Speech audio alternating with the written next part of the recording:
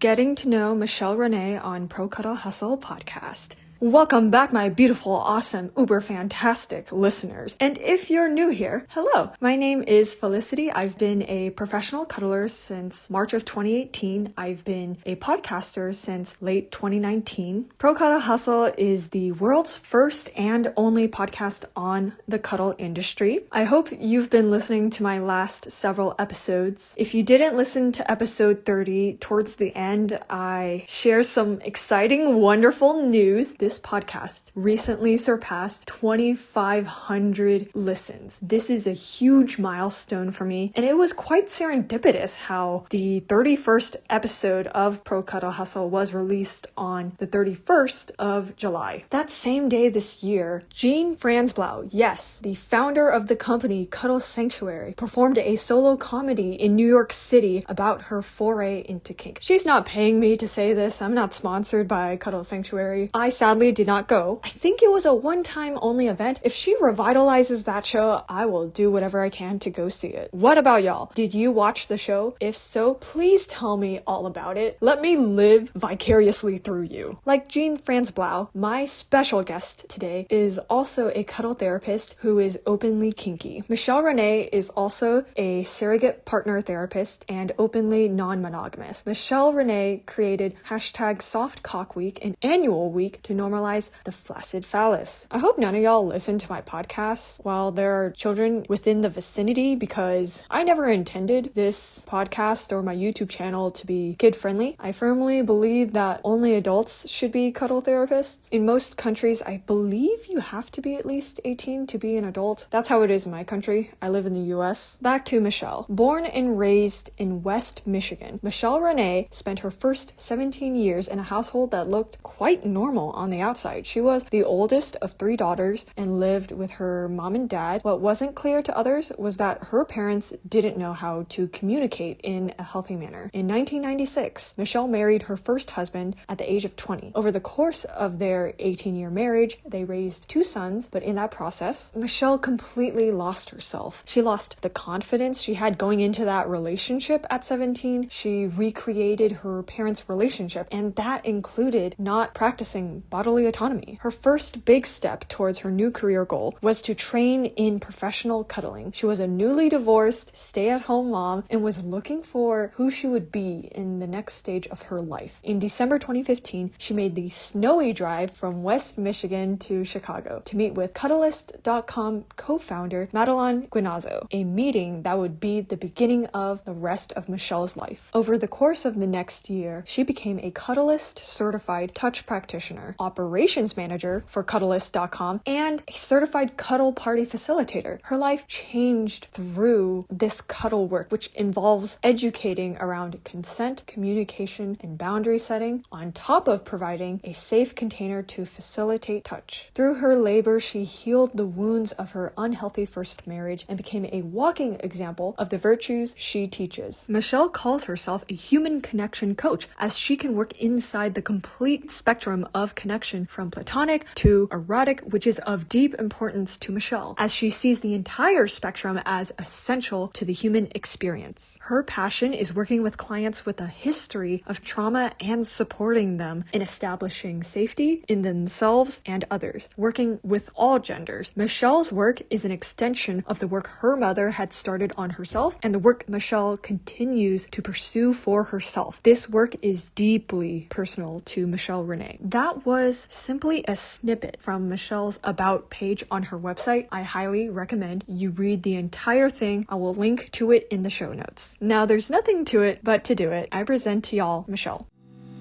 How do you say cuddling in your language? We're stuck in legal limbo because sex work isn't decriminalized yet. Why is there a Wikipedia page for cuddle parties, but not for professional cuddling? No, Felicity, it's facilitator, not felicitator. It's not a replacement for therapy, but it is therapeutic. So my audience knows who I am, but they've yet to meet your beautiful, wonderful self. So please introduce yourself. I'm Michelle Renee. I am based in San Diego, California, and I got my start in professional cuddling through Cuddlist when they first started. Like I was maybe the first person outside of like Chicago or New York. So I've been doing professional cuddling since 2015, but I've expanded and now I work in the full spectrum of intimacy from platonic to erotic. So I'm also what's called a surrogate partner, which means I work with therapists and their clients around intimacy issues. And I also do full service sex work. I kind of run the full gamut of the world, but I still very respectfully hold this wonderful platonic space, which people sometimes get confused by. And I'm here to say it can be done. All this work is really valuable. Did Cuddlist start in Chicago or New York? Both. The co-founders, one was in Chicago, one was in New York. At that time, I lived in West Michigan, which was about a 2-hour drive from Chicago. And at that time, their training was literally an evening over Skype where Madeline Guinazzo was in her Chicago condo and Adam Lippin, the other co-founder, was in a spot in New York City. And Madeline would do this training. It was very different than it is now. And I just showed up there. It was free at the time. They're trying to kind of load the website. I made the drive and was the only person sitting in Madeline's condo that night while she did this class for this group in New York. And who knew that this was going to turn into something? How did you find out about it when it was still brand new? So this was 2015. And that summer I went to Sex Geek Summer Camp. I don't know if you've heard of this camp. I'm not familiar with this summer camp. It's a business camp for sex educators. It is like summer camp. You camp out during the day. There's classes on how to build a YouTube audience, how to find your ideal client avatar, like all these kind of like how to really start a business from scratch. And then at night they had interesting parties like cuddle parties, massage parties, sex parties. It was a very like interesting. I want to go to this summer camp. Week. It's still running. At the time that I went, it was in West Virginia, but now it's out of Portland, Oregon. They just had this year's camp. It is a great value. I want to say like it is a really affordable business camp. Even though I went there going, I want to do something in sex education and I don't know what, I'll go there, see who I want to be, right? I didn't come away with those answers, but I met some incredible people that I'm still connected to. And I did meet some surrogate partners there, but I didn't have that on my radar really at the time. But one of the campers there, we ended up in a conversation after camp months later about professional cuddling and how to get started in the business. And she said, well, there's this new company named Cuddlist that's offering free training. Would it hurt to take their training? And I was like, yeah, I agree. There's no harm, no foul, right? It's going to cost me a 2-hour drive. I did not know how that moment would change my life because I didn't know what I needed to learn for myself. Personally, I came out of a really bad marriage and I needed to learn how to communicate better, how to set boundaries, all these really core skills that I got to practice over and over again with clients. So I was like rewiring myself through my work by helping teach my clients to do the thing that I also needed to learn how to do. I gasped because I think I saw a black cat in the background. Oh, no, there's this,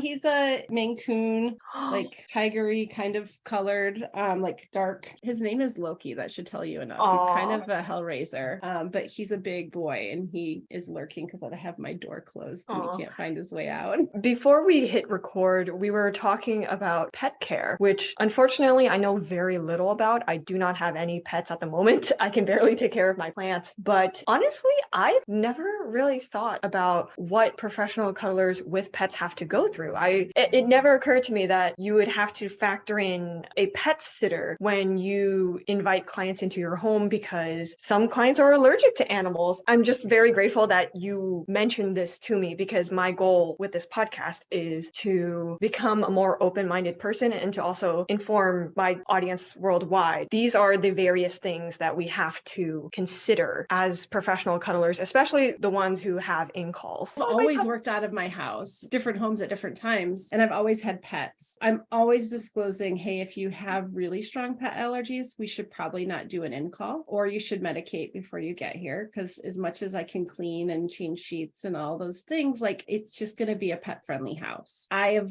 done both keeping my dog locked somewhere else in my home to using a pet sitter, like a doggy daycare. Sometimes I get lucky and clients really love the opportunity to get some dog time, right? And my dog is a great cuddler and he's small, so he's not intimidating for a lot of people. And it's all on the table. It just does create an extra complication. I don't know. I've worked out of offices at times, and boy, is that a lot easier to not have to figure out how to wrangle all the other parts of your regular life when you're bringing somebody into your space. Yeah, I recently interviewed someone named Kate, and she's in New Jersey. She's brand new to Cuddle.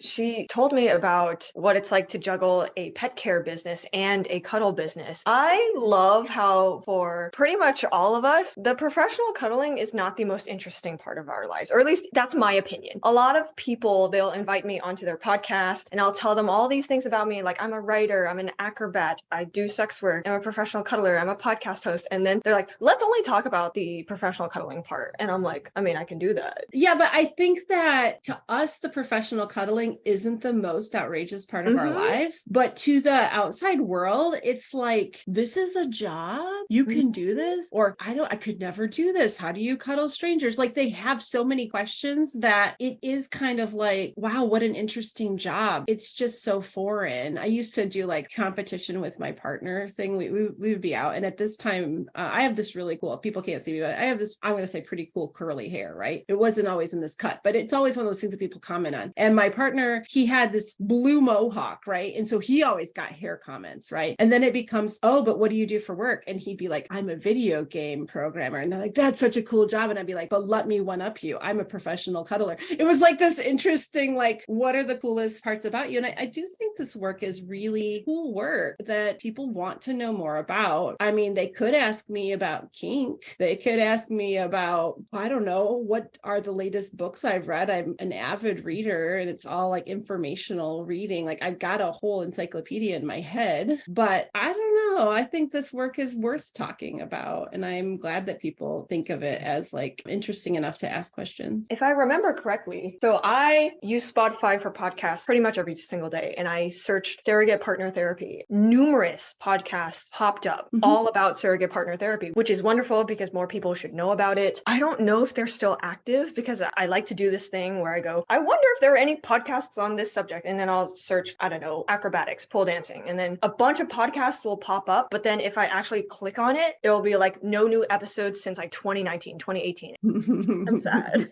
So do you know any surrogate partner therapy podcasts that are active? Not specifically about surrogate partner therapy, the whole podcast. I'm certainly on lots of episodes. My colleagues are on lots of episodes. So there's certainly current podcasts that are featuring our work, but there's none just about surrogate partner therapy. And it's an interesting, like, it would be an interesting idea to think about building a podcast around that. The problem is it's so enticing to talk about what's happening in my work. And also, how do you do that without violating people's privacy? Even though I wouldn't give out details like that are identifying, it's really hard for people to hear someone talk about their work with you. I have to be really careful in cuddling when the same thing is like, I want to shout some of these stories from the rooftop. I also have to think, what would it feel like to be on the other side of that? I just presented at a big sex therapy conference last weekend, or no, 2 weekends ago, about a case from surrogate partner therapy, which could have been probably a cuddling case if I really brought a bigger toolbox to my cuddle space. But I also, like, I had the blessing of my client to do that, even though the chances of anybody figuring out who the client was, or even that client hearing the presentation, are pretty slim. My partner and I recently watched the documentary Cuddle Me, which is on Amazon Prime. Yes. Oh, you've seen it? I know I intended to see it. I feel like I have seen it, but it's been a while because I know the new book just came out with that. Oh, there's a book? Like, the film person on that ended up writing a book about his experience of working through a lot of his own issues through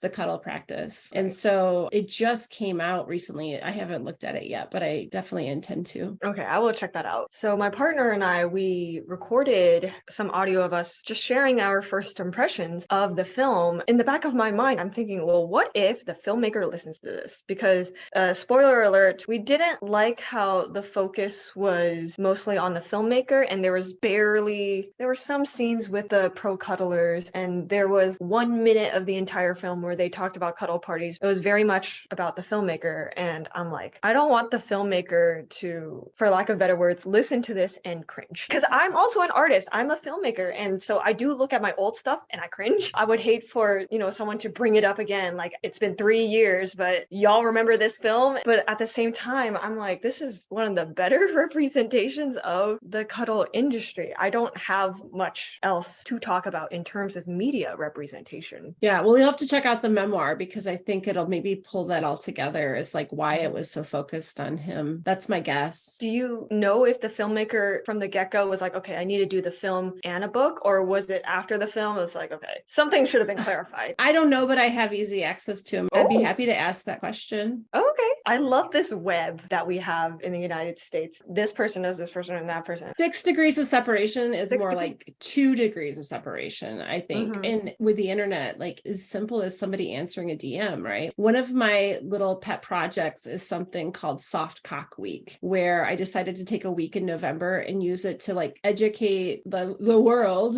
if I was ever so lucky, on erectile issues and how you can still have sex with an erectile issue. Like expand your definition of sex and let's make this okay and less shamey and all these things, right? One morning, I just on a whim was like on Twitter and I tweeted Dan Savage and said, hey, do you want to talk Soft Cock Week with me? I go to the gym, I'm in the locker room and I've got a message. It's like, you have a DM from fake Dan Savage. And I'm like, holy shit.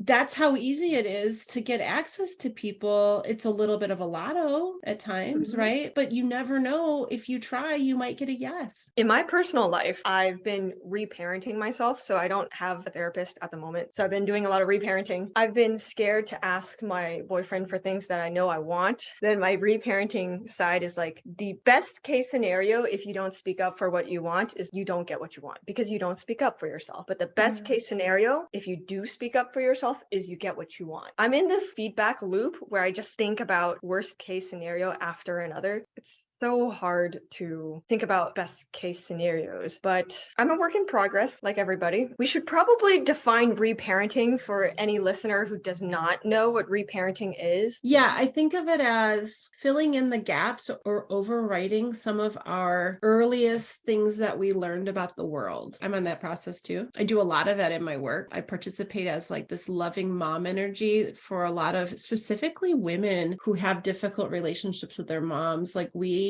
seem to find each other. I really love the book Mother Hunger. I think you'll love it. You'll cry a lot. That's what I've heard from people that have read it, at least if you had that difficult relationship. So I think a lot of it can be done yourself, but I think it's also something that you can find resources to help have a different experience. So example is like I had a client that had a difficult relationship with her mom, felt like she never got affection from her mom. And so receiving affection from me was really difficult on her nervous system at first. So like a lot of times when I talk about my work in most simplest forms is like my nervous system is for rent. Basically, my nervous system is going to coach your nervous system. Simplest way to describe what we're doing in our time together. And over the course of probably a year and a half before I left the East Coast, I could watch all of the changes everywhere else in her life. And we were doing what I would call pretty simple cuddling, a lot of attunement. I don't want to say a little bit of attunement, a lot of attunement and just trust building. And I think we have to sometimes use other people as a mirror so we can start to see ourselves differently. And I think that's part of the reparenting process, because as children, we would have been looking at how our parents looked at us to see how we should feel about ourselves. And if we weren't getting that positive feedback, I don't think it's too late. That's a long-winded way to talk about reparenting. Congratulations on doing that work. Oh, thank you. You mentioned living in Michigan, but then you also mentioned the East Coast. Which states have you lived in since you started doing all this inner work? So I started in Michigan, in West Michigan, and then my partner moved to San Diego, started splitting my time between like Kalamazoo, Michigan and San Diego. And then I moved out here to San Diego full time in like 2018. The end of 2019, he got a job offer outside of Baltimore. I was struggling to work as a surrogate partner. The therapy community in San Diego wasn't super friendly to me at that time. They had some very conservative, risk-averse leadership, kind of patriarchal leaders of the sex therapy world who were not interested in making my life even remotely neutral here. And so I asked one of my colleagues, hey, what would it look like if I moved to the mid-Atlantic? He was like, oh my God, I have so much surrogate partner work I could send your way. So I thought of it as like this internship. We decided to move to Baltimore. We set up shop there and then the world closed down for COVID, but I still was working. I very limitedly kept working through the beginning of COVID. Built a pretty great practice out of Baltimore. I was working out of DC, Baltimore, Philadelphia once a month in Philadelphia, and also coming back to San Diego regularly. And then I finally convinced my partner that we could move back here to San Diego full time. So I've been back and forth for 2 years. Now everybody is back under the same roof. I couldn't be happier. I love San Diego. And that patriarch is no longer with us. He passed away during that transition period for me. And there's an opportunity to come back now and have a different experience. And I've had an incredibly different experience. I organize a lot of events here, so I get to know the therapeutic community really well. They get to know me as a leader, as somebody that's reliable, a community builder. So I host like happy hours for therapists and intimacy professionals so they can get to know each other and benefit from how do we work together? How do we collaborate? I do a lot of community work. I'm the section leader for the American Association of Sex Educators, Counselors, and Therapists for San Diego. I just take up as much space as I possibly can in the therapy world so that they'll take me seriously, and it's working. I'm very happy for you. I wish I emailed you before you went to ASECT in San Francisco because I'm in San Francisco. I think you got back to San Francisco right after I left. Oh, because you were traveling. Not too long ago, I was in Baltimore because I was attending a convention.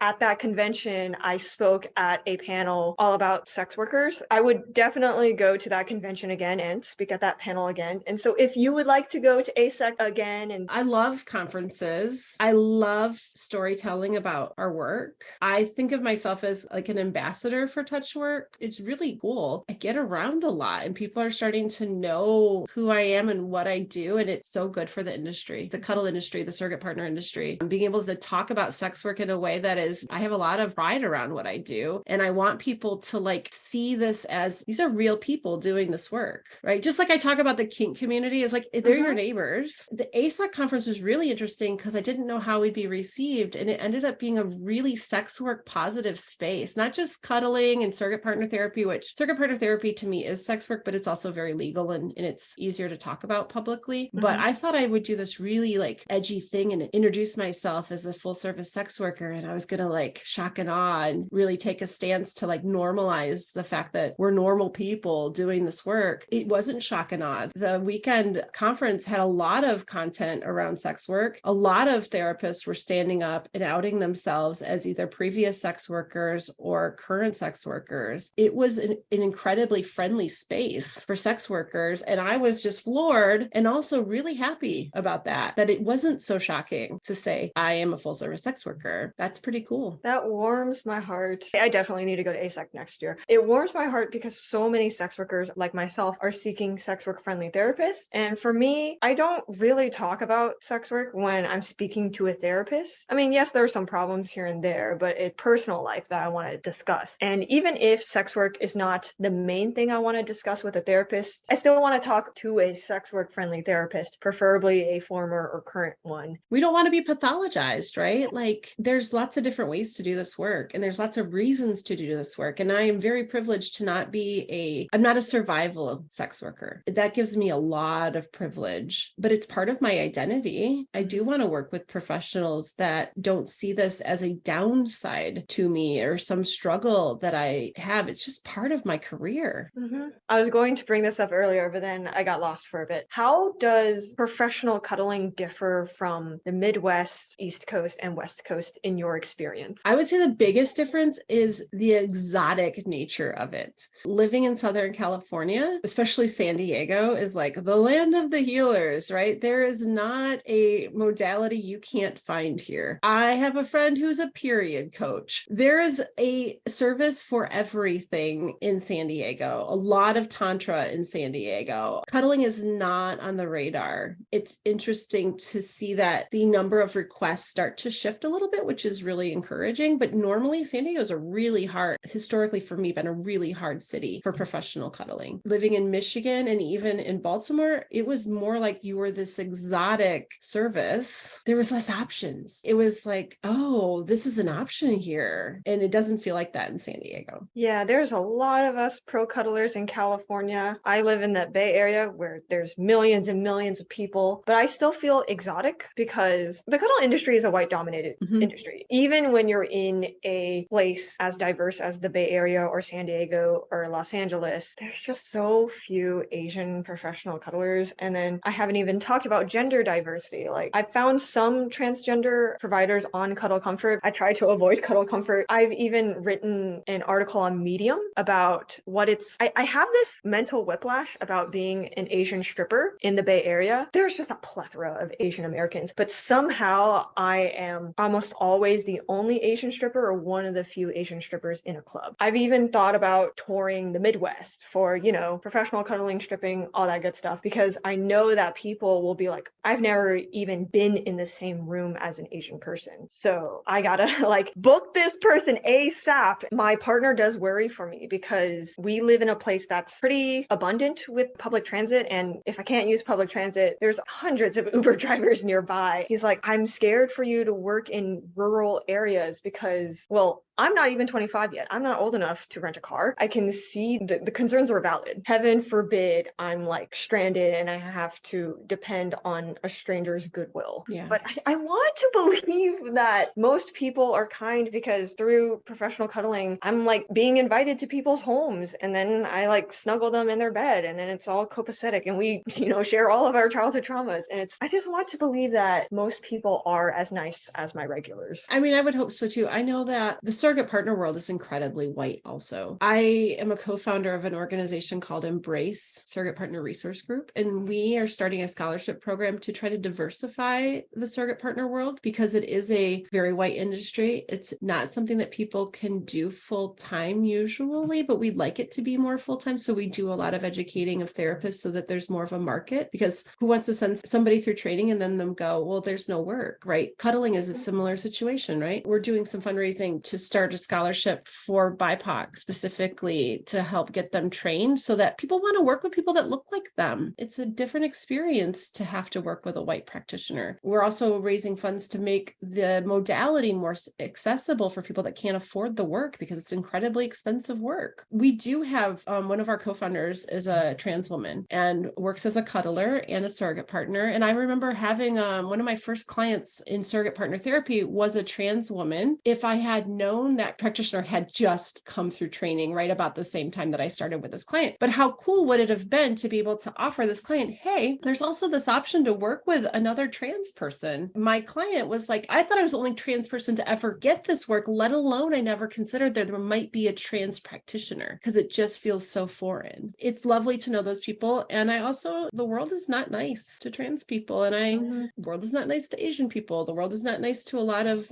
marginalized communities. I would love to see people break down some of those misconceptions through the cuddle space, but I also want to keep people safe. True. I started cuddling around the time that Cuddle Expo in Chicago happened. If that ever starts up again, which I don't think it will, I would love to give a speech there, but I understand Faye Wyatt just had a baby and she probably has to pass the torch on to someone else. Well, it was Faye and it was Keely Shoup and Lisa Meese. I think it's been so long, I can't remember, but there was multiple organizers for that. Keely Shoup is also really busy now because she's now the president of Cuddle Party and the CEO of Cuddlist. Who knows what's going to happen there, but I think there might be some hopefully plans about getting more of a touch professional kind of conference together that isn't necessarily specifically cuddling. We need to bring the whole umbrella of work up. And it's not just cuddling, but talking about surrogate partner therapy, talking about somatic sex education and sexological body work and all these other really wonderful modalities that are out there that could be really supplemental to help people on their journeys. That sounds wonderful. The convention I recently went to, PolCon, they have this article on their website. They're completely transparent as to how they allocate money. And I think they said something like, we spent $20,000 alone on reserving rooms in the hotel we chose. And I'm like, that's so much money. And that's just on hotels alone. Oh my gosh. You mentioned that you used to have a cuddle office. Was that in San Diego? That was not my office. This was for surrogate partner work. I was working with an office in Philadelphia and I used their space. And when I was in town, she was lovely enough to let me also see cuddle clients there. And so it was really interesting. I eventually moved away from working in her office because I was already coming into town and needing to spend the weekend there to see all the clients. It was easier for me just to set up shop in my hotel room and not have to commute to the office. And so I stopped doing that. But even then, though, it was still feel that break from your regular life when you're working out of your home, there's always these other things that pull you. I could be doing this. Oh, but there's this box I should unpack. You know what there's just my dog needs to go out.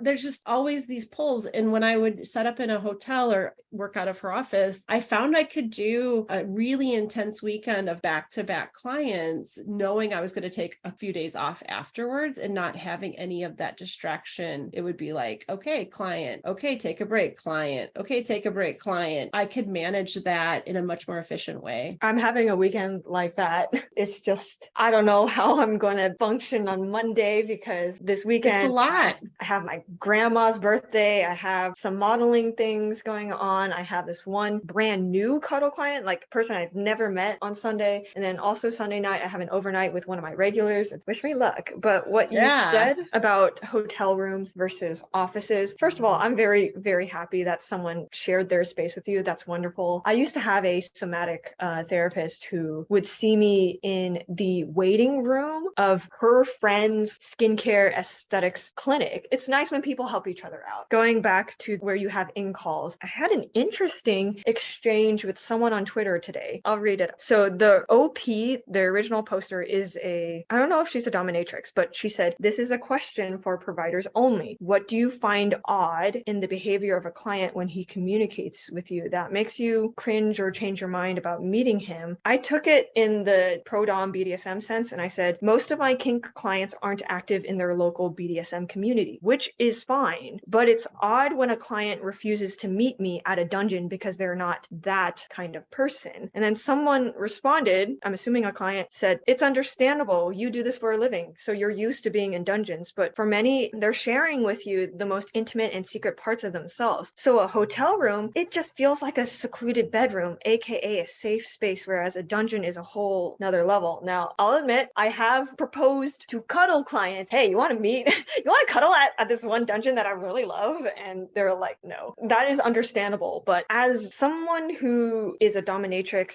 and is a professional cuddler and is a stripper, it's like mind-boggling for me to hear all of these different perspectives from clients, because I responded to that person saying, this literally happens in every single job I have for cuddle clients. There's some who are like, well, going to a hotel, especially during the day, that implies like we're hooking up. No, get me away from the hotel. Then there are, strip club patrons who come in and they're like, I'm not really a strip club goer and you're here though. And then with BDSM, there are some clients who are more of a fetishist than a submissive. They're in it because they just want to satisfy this specific fetish. They're not like looking to submit to me and be of service to me long term. I'll take the short-term clients, but it's mind-boggling. Like, I get it. This is a very personal, intimate side to them that they don't normally show other people. And I am very grateful that they're opening up to me, even though I am a stranger to them. And I said, it's safer for us to meet in an office, in some kind of business setting, than a hotel, because we can literally get arrested in hotels. We can get blacklisted from hotels. Like, I've heard a horror story from this one escort. The client was throwing a hissy fit. I don't remember exactly what. In a moment of anger, he just marches down to the concierge. He was like, look at this person, the person who booked your hotel room, they're a whore. And so then the concierge was like, you're not allowed to come to this hotel again. And I normally don't fight with cuddle clients, but I'm scared that maybe one day they'll be like, oh, you didn't do this thing that I wanted you to do. I am going to retaliate and get you blacklisted, or worse, arrested. Yeah. Oh, I've never had anything retaliatory. Is that I'll get it out. I used to, when I worked out of the hotel, I worked out of the same hotel every time. And I thought, this is either really smart or really dumb. Most of my work is completely above board, but I still felt weird about are they going to be mad if I'm cuddling people here because it means something that maybe isn't real? Oh, you're cuddling, wink, wink, nudge, nudge. And then I thought, well, I'm paying for this space. I should be able to use it the way that I want to. Most of my work is legal. Right. And so what I decided to stay at the same place because familiarity is really comforting to me. I hate figuring out new spaces. I figure my clients probably hate figuring out new spaces. And so I'm always seeing the same people. If I can walk into a space and know exactly where the elevator is and not have to look lost and confused, that's probably better. And I've befriended the management there. They don't know what I'm doing. They know I'm in town for work. They don't know I'm working out of my hotel room. I would tell them I was still working out of that office. They'd be like, oh, where are you working out of? I didn't tell them what I did, but I I'd be like, oh, I'd name this close by town. So like I had this whole story, and I come in and I look like a soccer mom in my yoga pants. There's nothing like seductive about how I show up in my work. I've never got any flack about it, but I was worried about it. I'm more worried about having my financial options shut down. PayPal, Venmo, where these places figuring out that they don't like what I'm doing or something. That's been my biggest fear, is more so on the financial banking side of it, not so much client retaliation.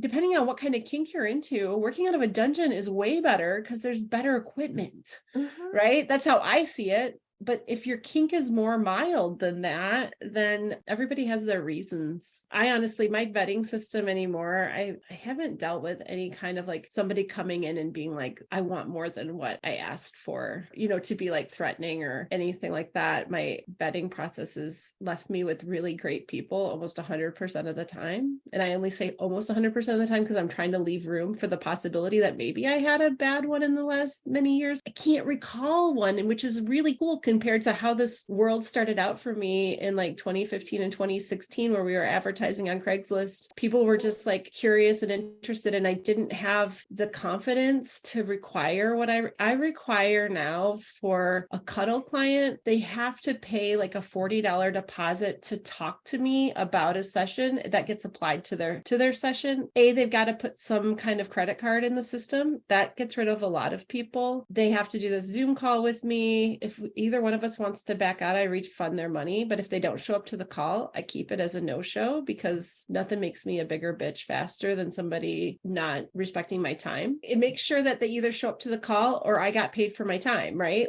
One or the other. And if they're working with me outside of cuddling, they have to schedule like an hour consultation that's paid with me over Zoom so I can get to know them to decide if I want to work with them. It's an interesting confidence. It's like moving from abundance from scarcity, in that like I'm not afraid to lose work anymore. And I was afraid to lose work at one time. It had kind of had this like, well, everybody gets one shot, but then I ended up with a lot of shitty clients and shitty client experiences that I don't have anymore. And I'm really fortunate. That's probably because I have a partner who I have a financial backup. I don't have to make decisions based on how is my rent getting paid. And that is a very different place to be able to work from. And that is a lot of privilege that a lot of people don't have. I am so grateful that I live with my boyfriend. He recently was informed by his HR, everybody's going to get laid off because the entire department is getting dissolved. And so, yes, I do have that privilege of not being completely dependent on myself, but also the breadwinner of my household is going to be, he needs to be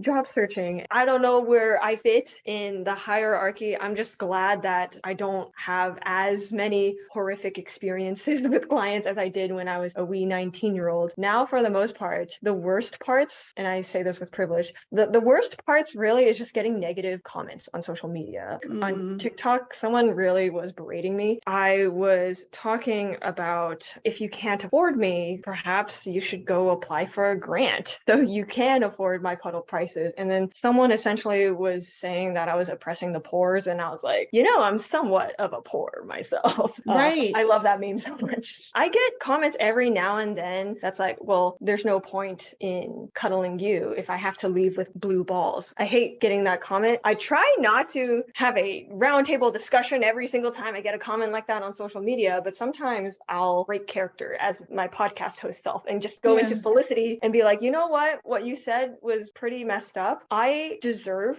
to be able to afford bare necessities, and I charge what I charge for cuddles so I can afford the bare necessities. This is a conversation I hear a lot in the textile industry. I follow a lot of fashion bloggers, and something they constantly say is clothing should be expensive. Clothing should be an investment. It should be like buying furniture. You should not buy clothing just to donate it or throw it away in a week. The people making your garments deserve to be paid a living wage. But then the common response is, well, I don't want to pay $500 for a shirt. I can't afford $500 for a shirt. Don't I and it's like, yes, everyone deserves clothing that affirms their gender and is affordable and lasts long, but you can't just be disconnected from the garment workers who make your clothes. Right. It's the same argument. Like, yes, I think we all need platonic touch. We all need community. We all need human connection. But also the people providing that, so us, we deserve to afford the bare necessities.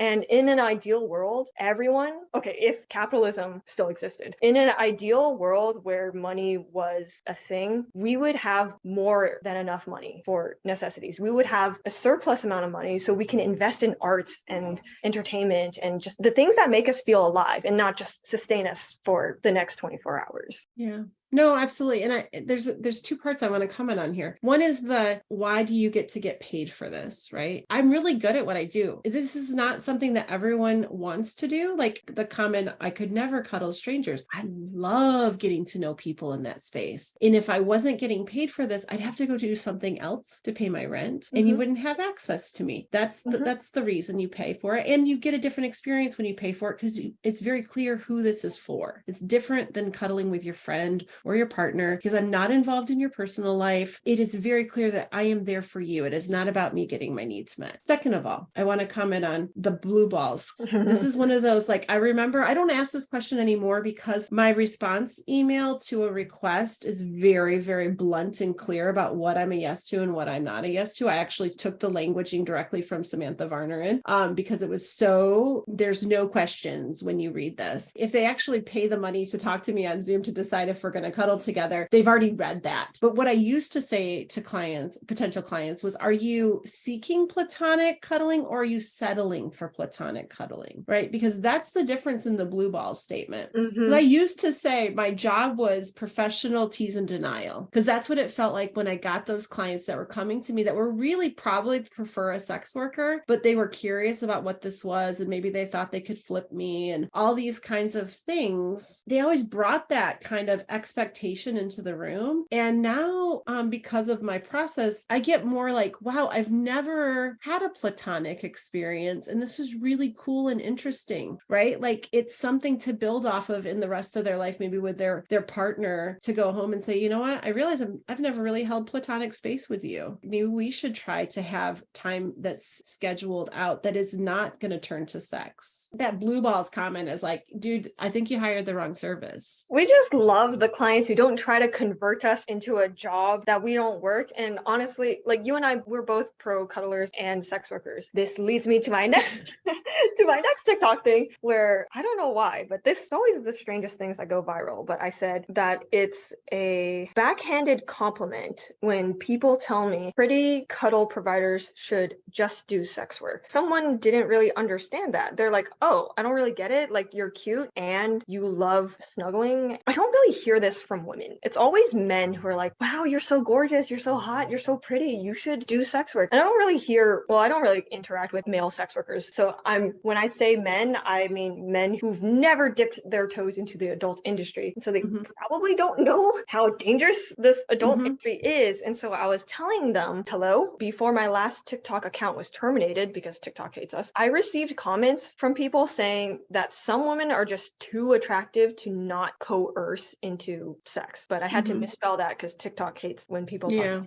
I said, my point is, telling attractive people to do sex work isn't a kind sentiment. The ironic thing is, I've been doing sex work for longer than pro cuddling. This should be common sense, but it's not really a compliment to tell your professional cuddler, you're so pretty, I can't resist coercing you into doing things. And it really does not matter if I am a stripper by night and if I'm a dominatrix on the weekends. It's like just not a compliment. And it really doesn't matter how much sex I'm having or how, I engage. I think the benefit of doing more different kinds of work is like, you could get that from me, but you're going to pay a hell of a lot more. Right. And I charge based on my energy output. I'm like the garbage man, right? When the gas prices go up, the price goes up. And I love holding platonic space. But if you want more than that, it might be an option, but it's not going to be at the rate that you're getting cuddling for. The other thing that I think that you should do sex work reminds me of, it's not directly the same, but vetting calls where a guy goes, I don't think I could just cuddle you. And it's like, are you telling me that you can't control yourself and I'm not safe around you? I need to use that line. Yeah, because that's what they're saying. And that's bullshit. And we have a higher standard. Come on, men. It baffles me that they would actually say that out loud. And that's what I tell people who comment on my social media accusing me of oppressing the poor. And I'm like, I received on the same post, I received all these like misogynistic comments, and you're not even going to refute that. You're going to repudiate me? Yeah. I'm not the one who needs to be repudiated. No, I mean, we're another, it's like, I don't want to say service provider, because the term service provider makes me think that people think that I owe them something, like ordering pizza. I gave you my money. You have to perform the way that I want you to perform. And what they're paying for is not a certain prescribed experience. They're paying for me to show up with them in an authentic way. They're not going to get the experience that I think they could have, the rich experience, if I feel pressured to be a yes to anything that they want in that space. It's about co-collaborating and figuring out where our mutual yeses are so we can be enthusiastically together in whatever way we both want to be in. To think that that is something that is owed to everyone. I don't go to a hairdresser that gets $500 a cut because I can't afford that. Somebody can, and that's why they can charge that. To me, I kind of see it similar. If you need to get your touch needs met, there's so many other options that can fit into your budget. So Cuddle Party, great option, different experience, not one-on-one, but you can actually get that need met if that's something you want to do, and it's way less expensive. I'm sorry that you're dealing with comments like that. This reminds me of like Brene Brown. A lot of her talks quotes like I can't remember which president, but basically, if you're not in the arena getting your ass kicked every day, I really don't have space to hear your feedback.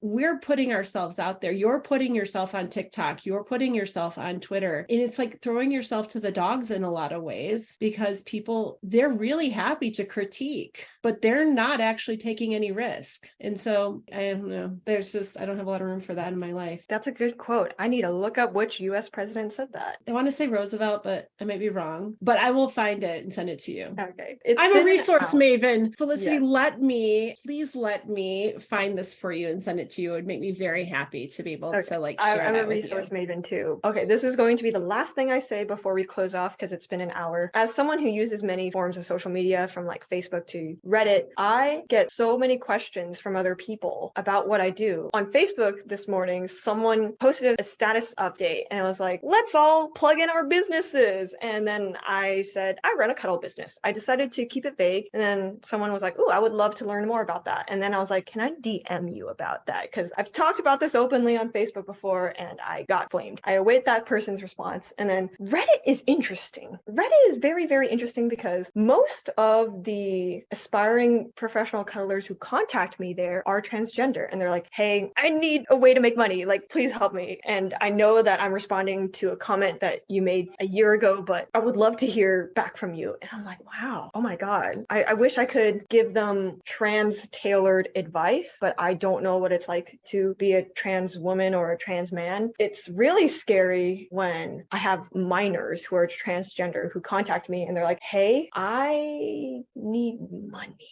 I was thinking that professional cuddling could be viable. And I'm like, I really don't want to interact with children on the internet. Mm-hmm. It doesn't matter which social media network. I don't want to interact with children. But then, of course, my heart goes out to all the trans kids, especially in the United States right now. So that's a line I tread. Yeah, I'm curious. Can I ask you a question? Yeah. Can I turn the tables a little bit? Mm-hmm. When people have come to me, I had a niece or something, mm-hmm. I don't know, second cousin, whatever it was, like 18 or 19 years old, asked me about becoming a professional cuddler. And I was like, that industry would eat you alive at that age. You're young in this business and you started really young. When people ask you about it who aren't minors, what's your guidance on that? Because I'm just like, I was hard for me and I was in my late 30s, almost seedy underbelly that likes to come in and hit the newbies, right? There's a group of people out there that love to find fresh meat. I am completely transparent and I tell them there is not that many resources today. I would like to think that there will be more in the future, but today there's not that many. A lot of the resources that do exist are paywalled. And so I warn them about that because I do get value out of the, paywalled coaching, but it's a barrier that I'm sure a lot of trans youth cannot afford. I just think that transparency is the best policy. I tell them I don't have trans specific advice, but I do think that I have advice that could be helpful. I talk a lot on Facebook about professional cuddling, mainly from a business standpoint. There are so many professional cuddlers on social media, especially Instagram, where it's a client-facing profile. So they're speaking directly to clients. And I'm like, there are a ton of professional cuddlers online, especially on Instagram, but just to let you know, those are client-facing accounts. They're not meant to give aspiring providers advice, whereas I do a lot of that because it's a need that I had when I was 19 and no one fulfilled it. But I want to make sure that the next generation doesn't have to suffer as much as we did. Yeah, I think that's part of the problem of being a new industry. I think we always said in the cuddleist world, we're like 20 years behind massage therapy. And it's a steep learning curve. And I think it's a learning curve, not just for the business, but for yourself. And like, how strong are your boundaries? How confident are you in advocating for yourself? The stronger those things are, the easier the industry is. Yeah. I see, baby strippers, aspiring strippers on Reddit say things like, I hear that a lot of strippers are super confident and they're really firm on their boundaries. I want to build my self-esteem. And it's like, you should already have that before you start stripping. It is not a good idea to get into stripping because you want to build up your confidence. It's a recipe for disaster. It's a recipe for harm. It's not just like, oops, I screwed up. It's like, it could turn really bad, but it's a lovely industry at the same time. Like, if I could do only one type of work, I would do cuddling. Like, that's my number one favorite way to show up for people. It wasn't like that in the beginning, and figuring my part of it out and how to screen differently. And it's like that now because I have strong boundaries. I'm not letting people in my space that I am questioning. Like, it's a firm yes or it's a no. Safety is so important. If that means you have to raise your rates in order to feel safer around your clients, then so be it. It's not like, okay, yes, it is gatekeeping to some extent, but like you said earlier, not everyone is capable of being a cuddle provider. And so those of us who are cuddle providers, we're